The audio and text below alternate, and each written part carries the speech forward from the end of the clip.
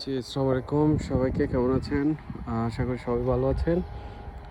দেখেন, ইউকেতে বেসিক্যালি বাচ্চাদের জন্য যে এরকম পার্কটা সব সব জায়গাতে থাকে। আপনার প্রত্যেকটা কাউন্সিলের আন্ডারে একটা করে এরকম পার্ক থাকে। বাচ্চারা খেলাধুলা করার জন্য। এখানে এ এখন বাজে হচ্ছে আপনার এই ২ টার মতো। এখন তাতে স্কুল এখনো হয়তো ছুটি হয় নাই। যে বাচ্চাদের একদম ছোট যে বাচ্চাগুলো আছে তাদের হয়তো স্কুল ছুটি হয়েছে এইজন্য, কিন্তু যারা রেগুলার স্কুলটা ৩টা বাজে ছুটি হয়, এইজন্যই এখনো এখানে এটা খালি আছে। বাট এখানে স্কুল ছুটির পর লাইক বিকালের দিকে এখানে মানে একদম খুবই স্পেস পাওয়া যায় না।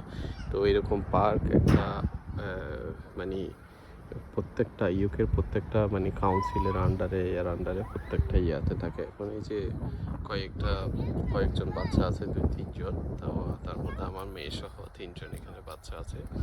আর এগুলার কিন্তু অ্যাক্সেসটা মানে পুরা ফ্রি।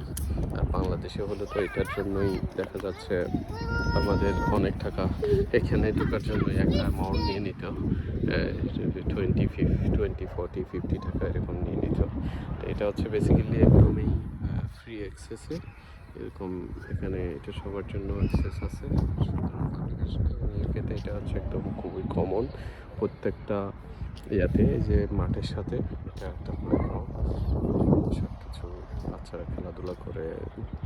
সবাই বিকেল হলে ওইদিকে আবার আরেকটা পার্ক আছে।